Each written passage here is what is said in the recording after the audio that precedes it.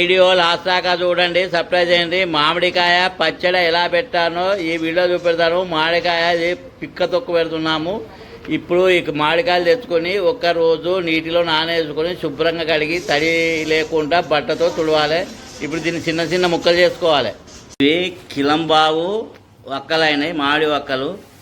వాటికి కిలో మామిడి వక్కలకు పావు కిలో ఉప్పు, పావు కిలో కారపొడి, నువ్వు పొడి, మెంతి పొడి, ఆవాల పొడి, జీలకర్ర పొడి. స్టవ్ వండి పెట్టినాము. స్టవ్ పైన ముక్కుడు పెట్టినాము. అందులో పల్లి నూనె కాగబెట్టుకుంటున్నాం. 2 చెంచాల మెంతులు, చెంచాడు ఆవాలు, 2 చెంచాల జీలకర్ర, కచ్చపిచ్చ దంచుకుని ఎల్లిపాయ ఇందులో వేసుకోవాలి. దూరగా కొలియాలి. దీన్ని స్టవ్ ఆఫ్ చేయాలి, దించుకోవాలి. నూనె చల్లనియాలి. ముందుగా ఉప్పు వేసుకున్నాం పావు కిలో కారపొడి, కిలో మామిడి వక్కలే కాబట్టి. నువ్వు పొడి వేసుకున్నాం 200 గ్రాములు, 50 గ్రాముల ఆవపొడి, 50 గ్రాముల మెంతిపొడి, పొడి 50 గ్రాములు, 2 చెంచాల పసుపు, 1 చెంచాడు ఇంగు, పచ్చి ఎల్లిపాయ ముద్ద ఇందులో వేసుకోవాలి. ఇందులో నూనె పోసుకోవాలి.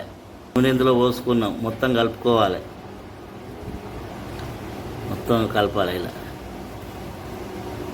ఇప్పుడు మామిడి వక్కలు ఇందులో వేసుకోవాలి. మొత్తం ఇప్పుడు మామిడి వక్కలు ఇందులో వేసినాం. మొత్తం కలగలుపుకోవాలి. దీనికి పట్టియాలి వక్కలకు మొత్తం. మామిడికాయ పచ్చడి రెడీ అయింది. ఇది ఇప్పుడు ఒక పింగాణి జాడిలో ఎత్తుకోవాలి. 2 రోజుల తర్వాత మళ్ళీ కలుపుకోవాలి. మామిడికాయ పచ్చడి పెట్టే విధానం మీకు ఈ వీడియోలో చూపించినాను.